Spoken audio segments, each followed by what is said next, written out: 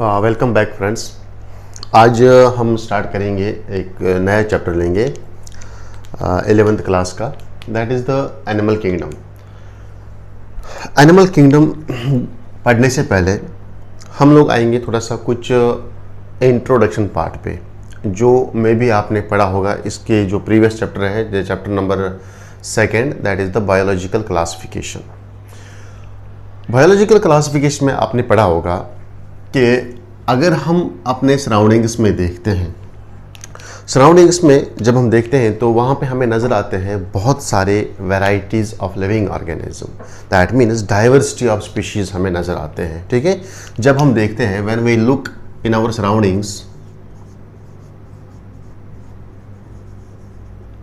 जब हम अपने सराउंडिंग्स में देखते हैं तो वहाँ पे हमें वेरियस लाइफ फॉर्म्स नज़र आते हैं, various types of life forms, बहुत सारे लाइफ फॉर्म्स हमें नज़र आते हैं। इनके साइज़ के हिसाब से, इनके नंबर के हिसाब से, इनके डिफरेंट टाइप्स जो होते हैं, किसी का फीडिंग हैबिट अलग रहता है, किसी का सेलुलर नेचर अलग रहता है। ठीक है, ये सब बेसिस पे हम देखते हैं कि बहुत सारे लिविंग ऑर्गेनिज्म हैं, बहुत सारे स्पीशीज़ हैं। ठीक है, तो वेरियस लाइफ फॉर्म्स जो रहते हैं हमारे पास, इनको हम नाम देते हैं diversity of species, diversity of species हम बोल सकते हैं। बहुत ही ज़्यादा नंबर है स्पीशीज़ का। ठीक है, तो इससे पहले आपको जानना है स्पीशी क्या होता है, व्हाट इज स्पीशी। अगर आपको याद होगा, इससे पहले भी मैंने आपको बोला था, स्पीशी जो है, स्पीशी एक पर्टिकुलर ग्रुप ऑफ ऑर्गेनिजम्स होता है जो मॉर्फोलॉजिकली एंड एनाटॉमिकली जो है सिमिलर होते हैं और जो आपस में इंटरब्रीड कर सकते हैं और अपना ही जैसा यंग वन प्रोड्यूस कर सकते हैं। इस ग्रुप ऑफ इंडिविजुअल को हम बोलते हैं स्पीशीज। तो अगर आपसे पूछा जाएगा कि स्पीशी किसको हम बोलते हैं, यानी कि जो मैंने अभी आपको डेफिनेशन बोली स्पीशी किसको हम बोलते हैं, बायोलॉजिकल कॉन्सेप्ट ऑफ स्पीशीज। तो स्पीशी अगर हम देखेंगे, स्पीशी क्या होता है, व्हाट इज स्पीशीज। स्पीशीज ये एक पर्टिकुलर ग्रुप ऑफ इंडिविजुअल होता है। ठीक है, ग्रुप ऑफ इंडिविजुअल, सबसे पहले ग्रुप ऑफ इंडिविजुअल्स, या आप बोल सकते हो ग्रुप ऑफ ऑर्गेनिजम्स भी। ठीक है, इसके बाद ये कौन सा ग्रुप होगा, ये मॉर्फोलॉजिकली सिमिलर होना चाहिए, मॉर्फोलॉजिकली सिमिलर होना चाहिए, दिखने में सिमिलर होने चाहिए। ठीक है, एंड कुड इंटरब्रीड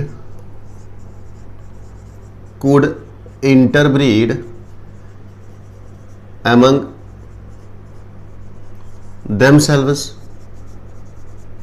आपस में ये इंटरब्रीड भी करने चाहिए, आपस में ये रिप्रोडक्शन करने चाहिए।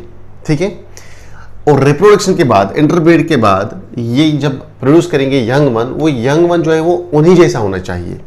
The young one must be appear, या मस्ट ये दिखना चाहिए हमें अपने पेरेंट जैसा। जब ये ग्रुप ऑफ इंडिविजुअल्स आपस में इंटरब्रीड करेंगे और इंटरब्रीड करने के बाद जो ऑर्गेनिज्म होगा वो इन्हीं जैसे दिखेगा। Offspring looks similar to parents.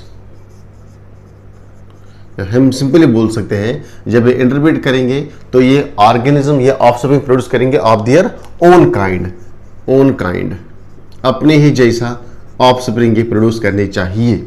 इसको हम बोल सकते हैं एक पर्टिकुलर स्पीशीज। जैसे कि मैं आपको बार बार बोलता हूँ, ह्यूमन की एक अलग स्पीशीज है, इसी तरह कैट की स्पीशीज है, डॉग्स की अलग स्पीशी है, हॉर्स की अलग स्पीशी है, प्लांट्स की अलग स्पीशी है, हायर प्लांट्स की अलग स्पीशी है, लोअर प्लांट्स की अलग स्पीशीज है, माइक्रो ऑर्गेनिजम्स की अलग स्पीशीज है।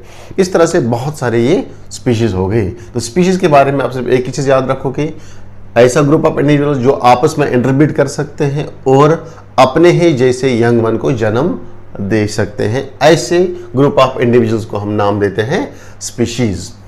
तो स्पीशीज का जब हम नंबर देखते हैं एनवायरनमेंट के अंदर, जो अभी तक के स्पीशीज डिस्कवर किए गए हैं, उनका नंबर है, इससे पहले भी लेक्चर में मैंने आपको बोला, that is about 1.7 to 1.8 million species जो अभी तक डिस्कवर हो चुके हैं, डिस्कवर येट, अभी तक जो डिस्कवर किए गए हैं स्पीशीज, उनका नंबर है 1.7 to 1.8 मिलियन। ये जो इन बिटवीन है, इसको हम मान के चलते हैं this is more than 1.5 million. इसको हम मान के चलते हैं 1.5 मिलियन। ये स्पीशीज सिर्फ प्लांट का ही नहीं है, सिर्फ एनिमल्स का नहीं है, ये 1.5 मिलियन स्पीशीज जो है, इसमें ऑल स्पीशीज डिस्कवर जो अभी तक हो गए हैं, दैट मीन्स ये प्लांट भी हो सकता है, इसमें एनिमल स्पीशीज भी है, इसमें फंगई के स्पीशीज भी है, इसमें माइक्रोब्स की भी स्पीशीज है। दैट इज जितने भी स्पीशीज आज तक डिस्कवर की गई है, उनका नंबर बताया जाता है approximately more than 1.5, that is 1.7 to 1.8 million species. ठीक है, तो ये बहुत ज़्यादा नंबर हुआ इनका, ये नंबर जो है ये बहुत ही ज़्यादा नंबर है। अब इनको स्टडी करना एक साथ ये बहुत डिफिकल्ट है। ठीक है, इनकी स्टडी करना वो डिफिकल्ट है फॉर टैक्सोनॉमिस्ट्स, फॉर साइंटिस्ट्स। जो scientist taxonomy, classification and identification में महारत रखते हैं, इनको हम बोलते हैं टैक्सोनॉमिस्ट्स। ठीक है, तो ये इनकी स्टडी करना एक साथ 1.5 मिलियन बहुत ही ज़्यादा होता है स्पीशीज़ का नंबर। ठीक है, तो ये स्टडी करना बहुत ही डिफिकल्ट है टैक्सोनॉमिस्ट के लिए। क्यों डिफिकल्ट है? बिकॉज जो ये स्पीशी का नंबर हम देखते हैं, ये पहले ही इनका नंबर ज़्यादा है। ठीक है, because this is more number, more in number में ज़्यादा है। इनके बहुत ज़्यादा टाइप्स है, they are of various types.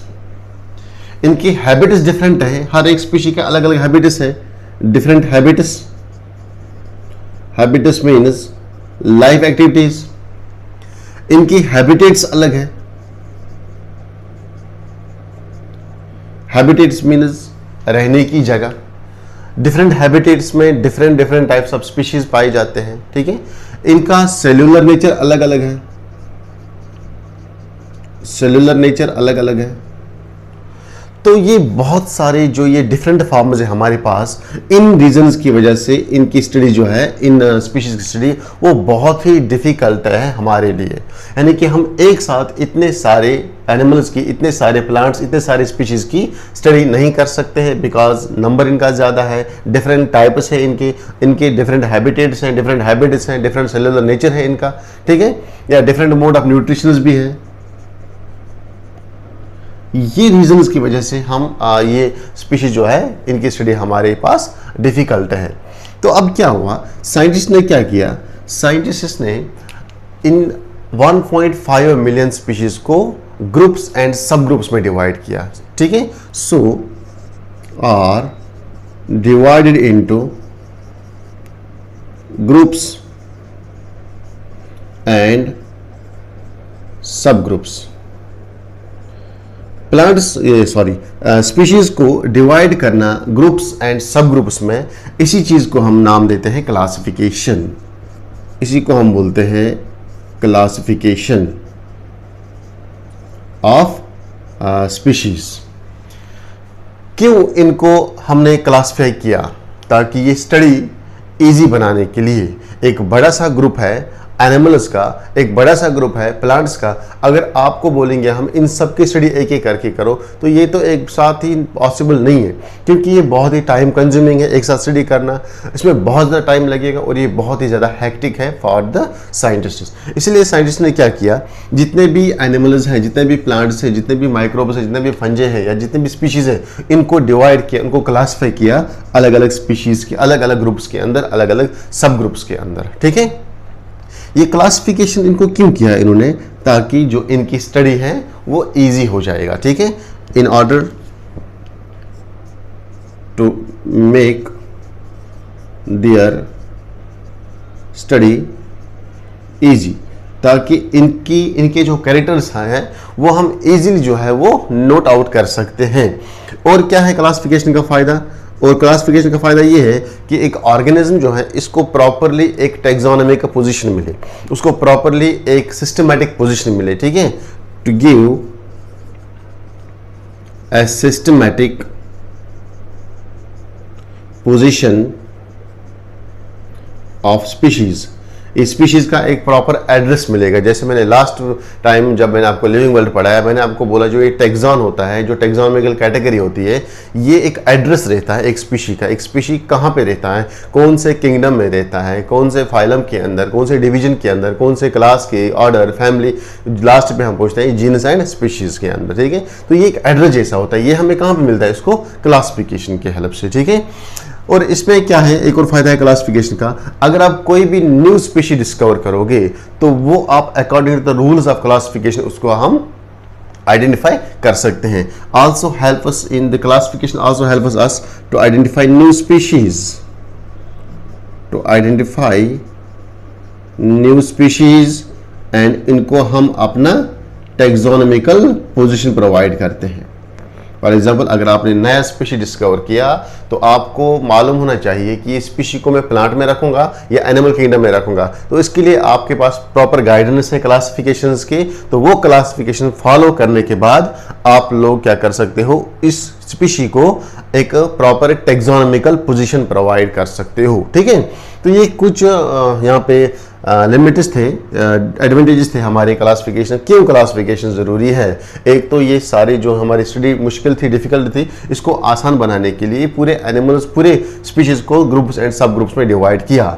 इसके अलावा इनकी स्टडी को हमें इजी बनाना है, सिस्टमेटिक पोजीशन प्रोवाइड करनी है हमें एक स्पीशीज़ को। अगर हमने न्यू स्पीशी आइडेंटिफाई किया है तो इसको हम एक प्रॉपर टैक्सॉन, एक प्रॉपर क्लासिफिकेशन कर सकते हैं, ठीक है, शाबाश।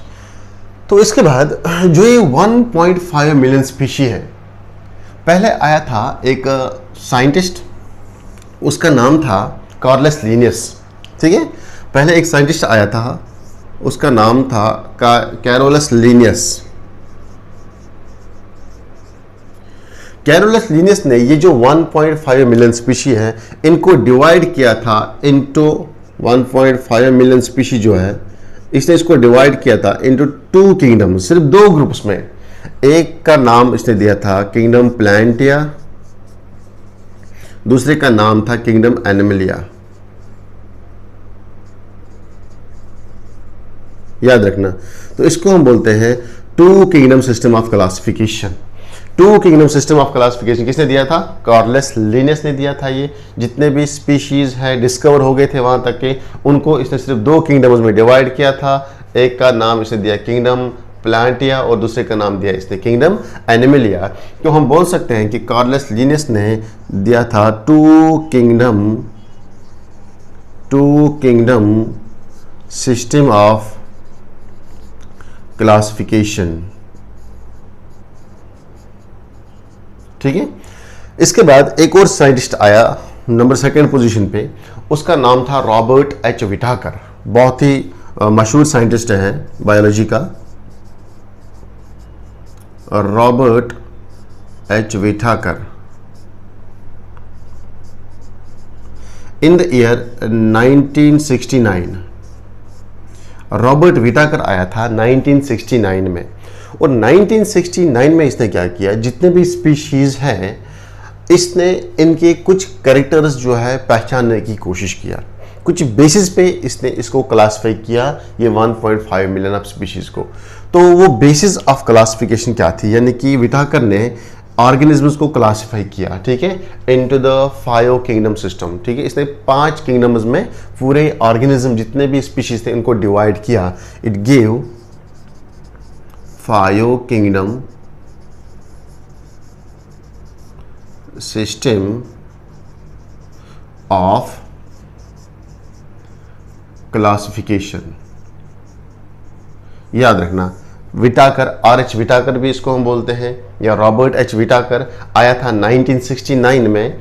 तो इसने क्या दिया, 5 किंगडम सिस्टम ऑफ क्लासिफिकेशन। इसने बोला कार्लस लीनियस का जो 2 किंगडम सिस्टम ऑफ क्लासिफिकेशन था उसमें कुछ ड्रॉबैक्स थे, वो ड्रॉबैक्स ओवरकम करने के लिए आया आर.एच. व्हिटाकर। तो आर.एच. व्हिटाकर ने जितने भी स्पीशीज थे इसको 5 किंगडम्स में चेंज किया, इसको 5 किंगडम्स बनाए। ठीक है, क्राइटेरिया, कौन से क्राइटेरिया इसने इस्तेमाल किया, ये आ सकता है क्वेश्चन कि आर.एच. व्हिटाकर ने कौन से बेसिस पे किंगडम्स को, एनिमल्स को, ये जो स्पीशीज को डिवाइड किया है 5 किंगडम सिस्टम ऑफ क्लासिफिकेशन में। देखो इसने बहुत डिफरेंट क्राइटेरियाज देखे। सबसे पहले इसने देखा है सेलुलर नेचर। ठीक है, ये सेल का नेचर क्या है। ठीक है, ये सेल जो है क्या इसमें वेल डेवलप्ड न्यूक्लियस है, न्यूक्लियस के ऊपर जो न्यूक्लियर मेम्ब्रेन प्रेजेंट है या एब्सेंट है, उसके बेस पे पहला इसने ये बेस लिया कि सेल का नेचर कैसा है। इसने पहला क्राइटेरिया जो लिया है that is cellular nature, that is cellular nature, cell का नेचर कैसा है, that is nuclear envelope, nuclear envelope. इसमें इसने देखा न्यूक्लियर एनवेलोप। इसमें इसने देखा प्रेजेंस और absence of cell wall, cell wall cell के ऊपर प्रेजेंट है या नहीं है। तो ये 2 क्राइटेरिया इसने लिए थे सेलुलर नेचर के बेस पे। समझा गया आपको। दूसरा क्राइटेरिया इसने लिया है जिसपे ये एबल हो गया कि इसने पूरे स्पीशीज को डिवाइड किया 5 किंगडम ऑफ क्लासिफिकेशन में। दूसरा इसने देखा है level of organisation, level of organisation, level of organisation में से देखा ये ऑर्गेनिज्म जो है ये सिंगल सेल का बना है या मल्टी सेलुलर है। अगर ये सिंगल सेल का बना है, एक ही सेल का बना है, तो इसने इसको रखा है यूनिसेलुलर की कैटेगरी में। अगर ये बहुत सारी सेल्स का बना है तो इसने इसको रखा है मल्टी सेलुलर की कैटेगरी में। ठीक है, नंबर 3 कैटेगरी जो इसने देखी है, क्राइटेरिया जो इसने देखा है, वो इसने देखा है कि मोड ऑफ न्यूट्रिशन, कौन से न्यूट्रिशन के टाइप की, कौन सा स्पीशी है, कौन से स्पीशी के अंदर कौन सा न्यूट्रिशन हो रहा है। तो मोड ऑफ न्यूट्रिशन जो है वो तीसरा क्राइटेरिया था, मोड ऑफ न्यूट्रिशन। तो अभी तक क्या देखा इसने, न्यूक्लियर एनवेलप, शाबाश,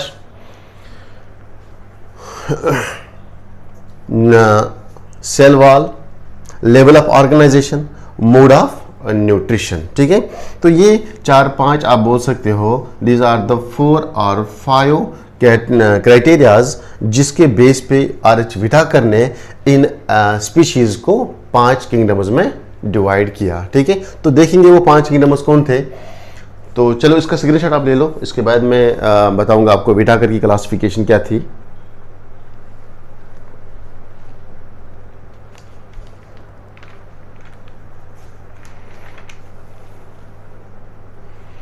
ओके, चलो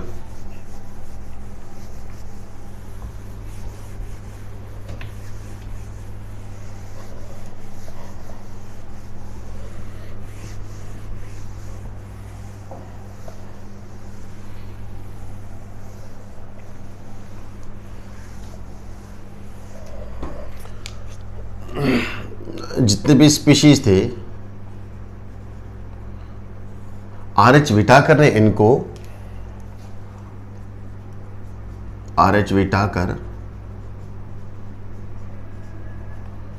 इन 1969, आर.एच. व्हिटाकर ने जितने भी स्पीशीज थे पहले इनको 2 ग्रुप्स में डिवाइड किया, पहले इनको 2 ग्रुप्स बनाए। एक का नाम इसने रखा है प्रोकैरियोट्स, प्रोकैरियोट्स, दूसरे का नाम इसने रखा है यूकैरियोट्स, प्रोकैरियोट्स एंड यूकैरियोट्स। ये वाली क्लासिफिकेशन जो है ये इसने एक क्राइटेरिया के बेस पे किया है, based on the nuclear envelope, nuclear envelope कि जो सेल है, सेल के अंदर इनका सेल्स देखा इसने। फॉर एग्जांपल अगर ये सेल है तो ये सेल में अपना साइटोप्लाज्म है, इस साइटोप्लाज्म में पर्टिकुलर न्यूक्लियस नहीं दिख रहा है, तो न्यूक्लियस का कोई पार्ट यहाँ पे है, कोई पार्ट यहाँ पे है, कोई इधर है, कुछ इधर है, कुछ इधर है, यानी कि पर्टिकुलर न्यूक्लियस एक ही जगह जमा नहीं हुआ है। दैट इज न्यूक्लियस जो है उसके ऊपर मेम्ब्रेन नहीं है। अगर न्यूक्लियस के ऊपर मेम्ब्रेन नहीं होगा तो जो न्यूक्लियर मटेरियल होगा वो सेल से सेल के अंदर बिखर जाएगा। कुछ पार्ट आपको यहाँ पे मिलेगा, यानी कि डिफरेंट लोकेशंस पे आपको different types of different locations पे आपको मिलेंगे न्यूक्लियस के पार्ट्स। लेकिन दूसरे सेल्स में इसने देखा है कि कुछ सेल्स ऐसे हैं, ये सेल है तो इन सेल्स के ऊपर एक प्रॉपर एनवलप है सेंटर में,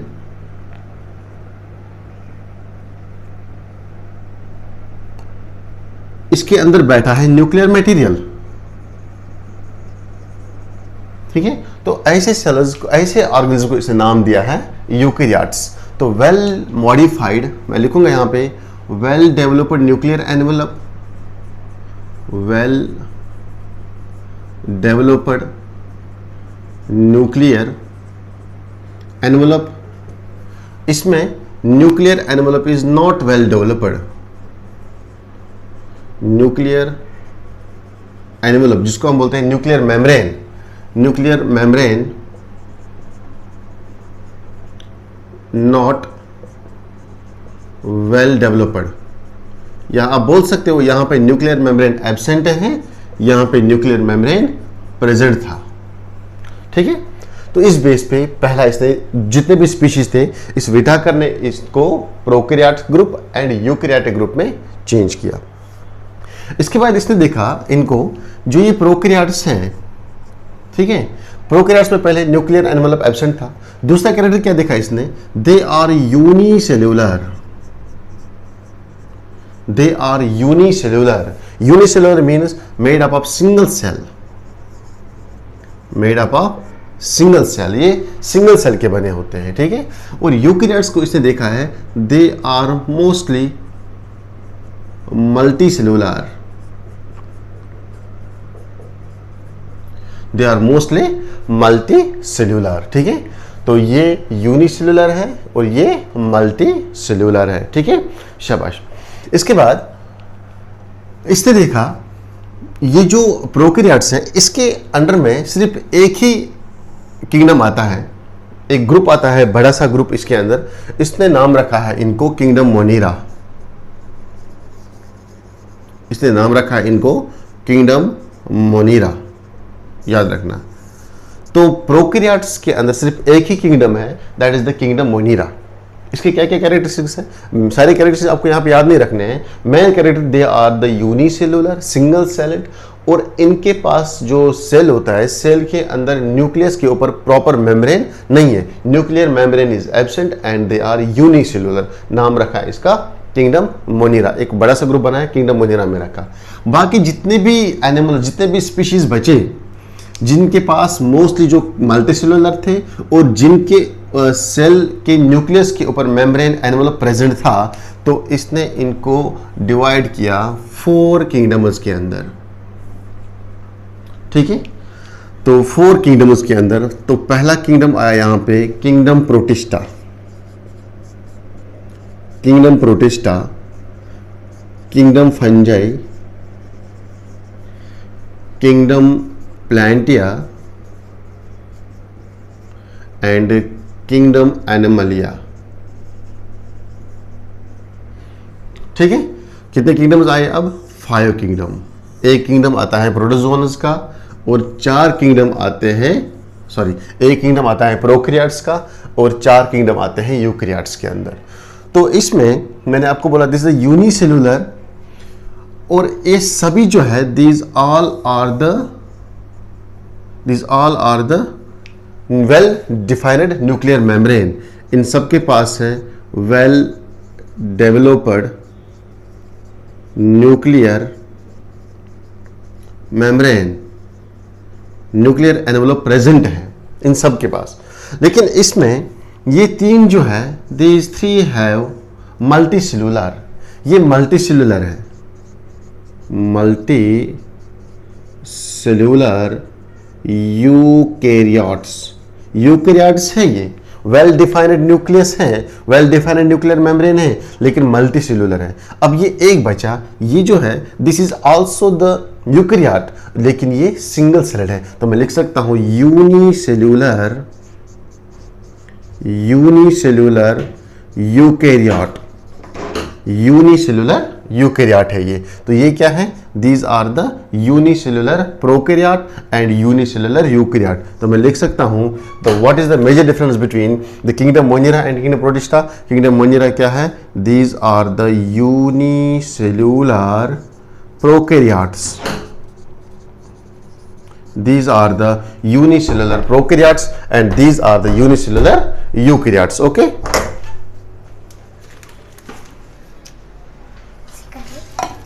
लेक्चर शुरू है, ठीक है बेटा। ओके, तो ये आपको याद रखना पड़ेगा कि 5 किंगडम है हमारे पास। First is the monera, second is the protista, third is the fungi, fourth is the plantae and fifth is the animalia. तो ये क्लासिफिकेशन बताया था हमें आर.एच. व्हिटाकर ने। पहले स्पीशीज को 2 ग्रुप्स बनाए on the base of nuclear envelope, prokaryotes and eukaryotes. Prokaryotes का एक किंगडम है that is the monera unicellular prokaryotes, while as the eukaryotes जो है वेल डेवलप्ड न्यूक्लियर एनवेलप है इनके पास। तो 4 किंगडम्स में इसने बताया। यहाँ पे किंगडम प्रोटिस्टा थोड़ा सा डिफरेंट है इनसे, क्यों? क्योंकि ये सभी जो है these 3 are the multicellular while as this is the unicellular. ये सभी क्या है, यूकेरियोट्स है और ये भी यूकेरियोट है। तो हम बोल सकते हैं this is the multicellular eukaryotic. समझ आ गया बेटा आपको? Clear clear. तो इसके बाद यहाँ पे कुछ बेसिक क्लासिफिकेशन है, जैसे कि यहाँ पे प्लांट्स के अंदर ऑटोट्रॉपिक मोड ऑफ न्यूट्रिशन होता है, एनिमल्स के अंदर हेट्रोट्रॉपिक मोड ऑफ न्यूट्रिशन होता है, फंजाई के अंदर हेट्रोट्रॉपिक मोड ऑफ न्यूट्रिशन होता है। तो हम बोल सकते हैं यहाँ पे अगर हम सिर्फ फंजाई की बात करेंगे, यहाँ पे fungi is also multicellular. Multicellular है, क्या है, यूकेरियोट प्रोकैरियोट, यूकेरियोट्स, ठीक है। तो मोड ऑफ न्यूट्रिशन कैसे है, मोस्टली इनमें होता है हेट्रोट्रॉप्स। तो कौन से बेस पे, जो मैंने अभी बोला आपको, कौन से क्राइटेरिया पे व्हिटाकर ने इनको क्लासिफाई किया, on the basis of multicellularity, unicellular है या मल्टीसेल्युलर है, प्रोकैरियोट्स है या यूकेरियोट्स है, और हेट्रोट्रॉप्स है या ऑटोट्रॉप्स है। अगर हम बात करेंगे यहाँ पे किंगडम प्लांटिया की, तो ये थोड़ा सा डिफरेंट है, मल्टीसेल्युलर है और क्या है, यूकेरियोट्स से प्रोकैरियोट्स, यूकेरियोट्स है और क्या है, हेट्रोट्रॉप्स है, ऑटोट्रॉप्स है, दे आर ऑटोट्रॉप्स।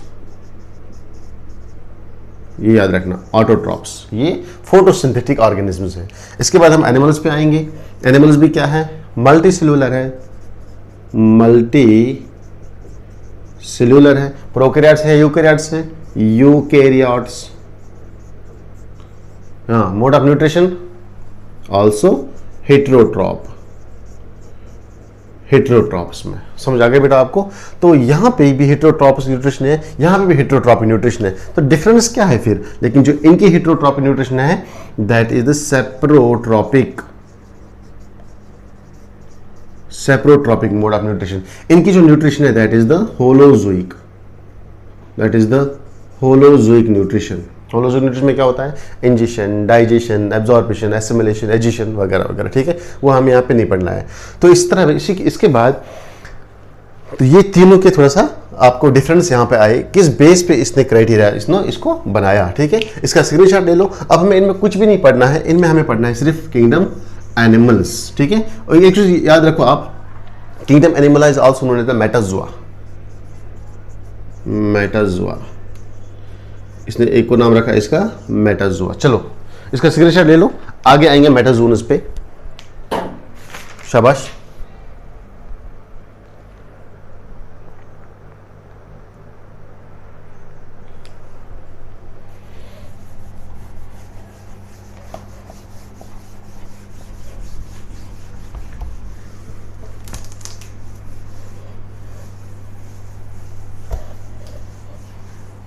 चलो नाउ किंगडम एनिमलिया। अब हम आएंगे एनिमल किंगडम पे। किसने इसको क्लासिफाई किया था, किसने ये कैटेगरी दिया था इसकी, आर.एच. व्हिटाकर ने। Also known as the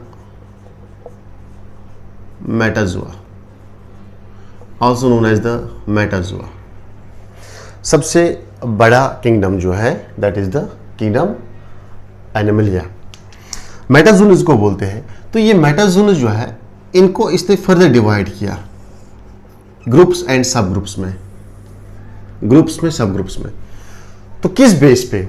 on the basis of इनकी ऑर्गेनाइजेशन। देखिए जो ये किंगडम एनिमलिया है इसमें बहुत सारे एनिमल्स है, बहुत सारे स्पीशीज है। पहले जो ब्रॉड क्लासिफिकेशन किया गया है वो इस बेस पे किया गया है कि जो ऑर्गेनिज्म इसके अंदर है, जो स्पीशीज के अंदर है, उनकी लेवल देखा जाएगा पहले, ठीक है, on the basis of level of organization, on the basis of level of organisation. Level of organization means इनकी बॉडी सेल्स की बनी है, सेलुलर लेवल है, या इनकी बॉडी टिश्यूज की बनी है, टिश्यू लेवल है, या इनकी बॉडी ऑर्गन लेवल की है, या इनकी बॉडी ऑर्गन सिस्टम की बनी है। तो ये बेसिस पे जितने भी मेटाजोआ है इनको क्लासिफाई किया है दो मेन ग्रुप्स में। एक ग्रुप का नाम है पैराजोआ और दूसरे ग्रुप का नाम रखा है इसने यूमेटाजोआ। एक का नाम है पैराजोआ और दूसरे का नाम है यूमेटाजोआ। जो पैराजोआ है ये क्यों अलग निकाला गया है?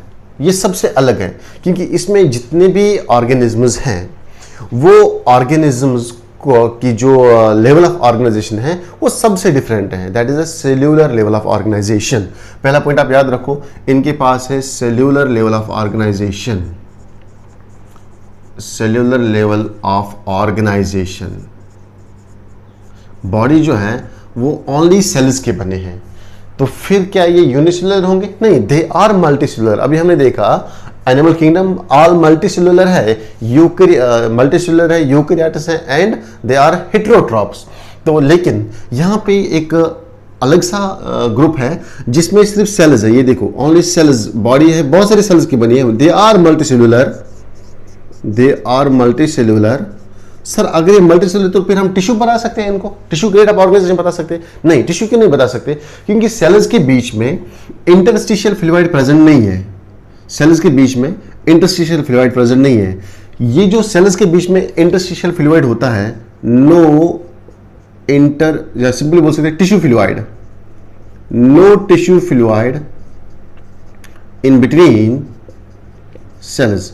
सेल्स के बीच में कोई भी इंटरस्टिशियल फ्लूइड प्रेजेंट नहीं है। तो इसीलिए हम इसको बोल सकते हैं this is the cellular grade of organization. बहुत सारे सेल्स हैं, मल्टीसेलुलर हैं, लेकिन सेल्स ने आके जुट के टिश्यूज नहीं बनाए, बंडल्स नहीं बनाए, सेल्स बिखरे हैं पूरी बॉडी में।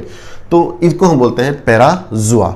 Cellular grade of organization multicellular है, हेटेरोट्रॉपस है, मल्टीसेलुलर है, हेटेरोट्रॉपस है। ये कोई डिफरेंट नहीं है, वही कैरेक्टर जो हमारे एनिमल किंगडम में होंगे।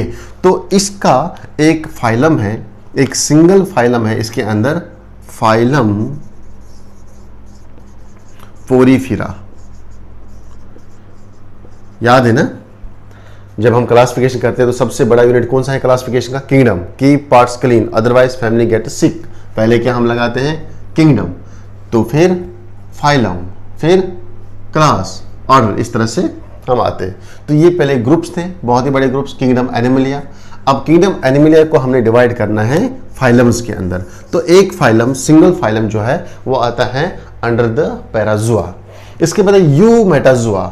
Eumetazoa they are truly multicellular, they are truly multicellular. Truly multicellular means इनकी जो ऑर्गेनाइजेशन है, बॉडी जो है इनकी, body is made up of tissues, organs and organ system.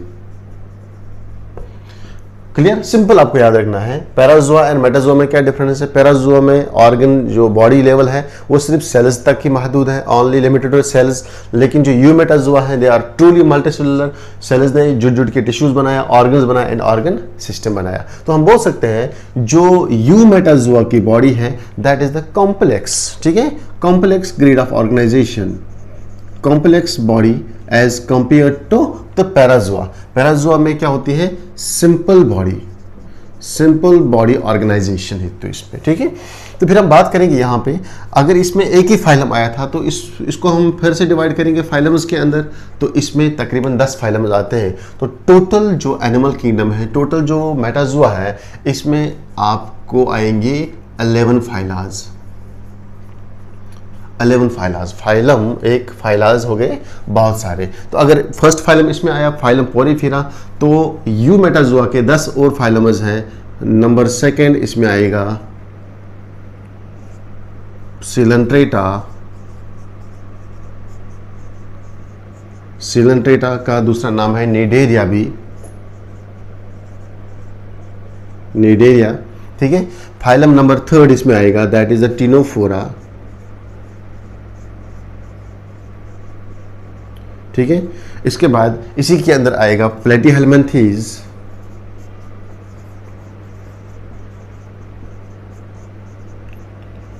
जिसको हम नाम देते हैं फ्लैटवर्म्स, जिसको हम नाम देते हैं फ्लैटवर्म्स। इसी के अंदर आएगा एस्कीहेल्मिन्थेस,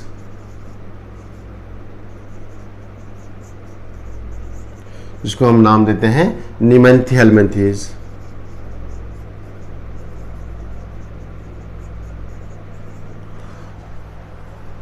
या सिंपली इन्हीं को हम बोलते हैं राउंड वर्म्स।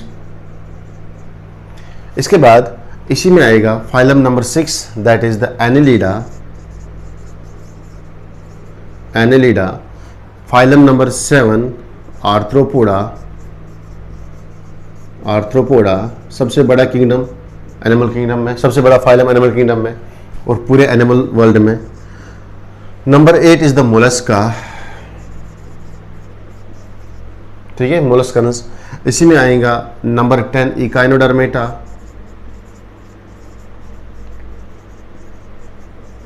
शाबाश। इसी में आएगा नंबर 10 हेमिकॉर्डेटा। ये सब हमें एक एक करके पढ़ने हैं।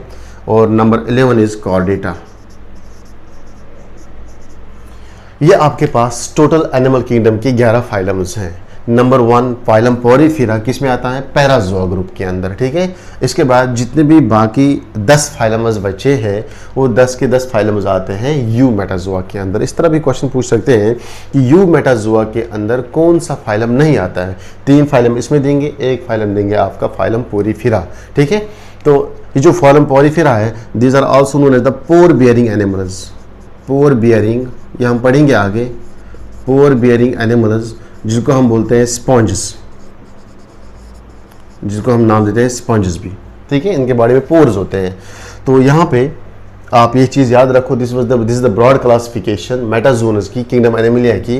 इसमें टोटल 11 फाइलाज आते हैं, 1 फाइलम आता है पैराजोआ के अंदर और बाकी 10 आते हैं यू मेटाजोआ के अंदर, ठीक है। इसके बाद जो इंपॉर्टेंट पॉइंट है यहाँ पे, that is the basis of classification, that is the basis of classification. कौन से बेसिस पे हम ये क्लासिफाई करते हैं, ठीक है। कौन से बेसिस पे हमने इन यू मेटाजोआ को डिफरेंट फाइलाज के अंदर डाला, कौन से बेसिस पे हमने यहाँ पे इस पैराजोआ को अलग से निकाला, ठीक है। तो ये बहुत ही इंपॉर्टेंट पार्ट है इस क्लासिफिकेशन का, that is the basis of classification, basis of classification. इसमें हम कुछ क्राइटेरियाज पढ़ेंगे कि कौन, कुछ कैरेक्टरिस्टिक्स पढ़ेंगे कि कौन से बेसिस पे ये डिफरेंट फाइलाज हमने बनाए हैं, ठीक है। तो नंबर 1 इसमें हम सबसे पहले पढ़ेंगे habit and habitat, habit and habitat, habit and habitat. कौन से हैबिट के बेस पे, यानी कि हैबिट हो गया है लाइफ एक्टिविटीज, ये ऑर्गेनिज्म कौन सा एक्टिविटीज शो करता है। हैबिटेट मीन्स रहने की जगह, ठीक है। हम बात कर सकते हैं यहाँ पे level of organisation, level of organization की, कौन से लेवल है इसकी, बॉडी सेल्स की बनी है, बॉडी टिश्यूज की बनी है, बॉडी ऑर्गन्स की बनी है, या ऑर्गन सिस्टम्स की बनी है, वो भी हम यहाँ पे बात करेंगे। हम यहाँ पे बात करेंगे सिमेट्री की, हम यहाँ पे बात करेंगे सिमेट्री की कि कौन से एनिमल में, कौन से फाइलाज में कौन सी सिमेट्री आपको दिखती है। सिमेट्री क्या है वो हम पढ़ेंगे जनरल कैरेक्टर्स में। हम यहाँ पे बात करेंगे बॉडी कैविटी की, जिसको हम बोलते हैं सीलूम, बॉडी में कैविटीज प्रेजेंट है या नहीं है वो भी हम यहाँ पे देखेंगे। हम यहाँ पे बात करेंगे जर्म लेयर्स की, बॉडी में कितने जर्म लेयर्स हैं, हम यहाँ पे बात करेंगे जर्म लेयर्स की, और हम यहाँ पे बात करेंगे सेगमेंटेशन की, बॉडी में सेगमेंट्स है या नहीं है जिसको हम बोलते हैं मेटामेरिज्म। ओके, हम यहाँ पे बात करेंगे नोटोकॉर्ड की, मोस्ट इंपॉर्टेंट, जो एक कॉर्डेट एंड नॉन कॉर्डेट्स में डिफरेंस क्रिएट करता है, दैट इज द नोटोकॉर्ड। ठीक है, हम यहाँ पे बात करेंगे इसके अलावा कुछ सिस्टम्स की, ठीक है, anatomical body systems, anatomic body systems, कुछ बॉडी सिस्टम्स की बात करेंगे, जैसे कि जनरल में हम पढ़ेंगे इनका बॉडी फॉर्म, ठीक है, यानी कि डाइजेस्टिव सिस्टम। हम यहां पे जनरल में लेंगे इनका सर्कुलेशन, जनरल में लेंगे रेस्पिरेशन, जनरल में लेंगे इनका excretion, and most important is the reproduction. Okay, चलो आज का लेक्चर यहाँ पे ही फिनिश करेंगे। ठीक है, एक थोड़ा सा रिवाइज करेंगे, ब्रीफ रिवाइज। मैंने क्या बोला आपको, animal kingdom also known as the metazoa, इसको हमने बेस डिवाइड किया दो ग्रुप्स में, parazoa and metazoa, on the basis of level of organization. कौन सी लेवल ऑफ ऑर्गेनाइजेशन मीन्स ये बॉडी सेल्स की बनी है, ऑर्गन्स की बनी है, टिश्यूज की बनी है, या ऑर्गन सिस्टम की बनी है, उस बेस पे हमने सिर्फ देखा एक ही ग्रुप जो है that is the parazoa. Parazoa के अंदर एक ही फाइलम है दैट इज द पोरीफेरा, जिसकी बॉडी के सेल्स जो हैं वो जिसकी बॉडी ओनली सेल्स की बनी है, कोई टिश्यू नहीं है वहाँ पे। बाकी जितने भी एनिमल्स हैं उनको हम रखते हैं यू मेटाजोआ के अंदर। तो यू मेटाजोआ के अंदर जितने भी फाइलम्स आ गए हैं इनको हम बोलते हैं they are truly multi cellular. Body जो है इनकी किसी में टिश्यू लेवल है, किसी में ऑर्गन है, किसी में ऑर्गन सिस्टम है, और बॉडी जो है वो कॉम्प्लेक्स है। जैसे हम सीलेंट्रेटा से टुवर्ड्स द कॉर्डेटा की तरफ जाते हैं, बॉडी जो है वो कॉम्प्लेक्स होती जा रही है। तो इसके अंदर टोटल 10 फाइलाज आते हैं, 10 फाइलाज, और पैराजोआ के अंदर कितना आया था, 1। फिर हमने देखा है बेसिस ऑफ क्लासिफिकेशन, कौन से बेस पे आपने ये फाइलम्स बनाए। सबसे पहले हम देखते हैं हैबिट एंड हैबिटेट का, ठीक है। इसके बाद लेवल ऑफ ऑर्गेनाइजेशन पे हम बात करेंगे सिमेट्री की, सीलूम बॉडी कैविटी की, जर्म लेयर्स की, segmentation also known as the metamerism, notochord देखेंगे, कुछ बॉडी की कुछ स्ट्रक्चर देखेंगे जैसे कि बॉडी फॉर्म यानी कि डाइजेस्टिव सिस्टम हम देखेंगे, सर्कुलेशन हम देखेंगे, रेस्पिरेशन, एक्सक्रीशन एंड और रिप्रोडक्शन देखेंगे। नेक्स्ट लेक्चर में हम स्टार्ट करेंगे बेसिस ऑफ कैरेक्टरिस्टिक्स, बहुत ही इंपॉर्टेंट है। अगर आपने बेसिस ऑफ क्लासिफिकेशन आपको ये चीज़ें सब क्लियर हो गई तो आपका 50 to 60% जो एनिमल किंगडम है वो ऑलमोस्ट क्लियर हो गया है, और मोस्ट ऑफ द क्वेश्चंस यहाँ से पूछे जाते हैं। इसको हम स्टडी करेंगे नेक्स्ट लेक्चर में। Okay, take care.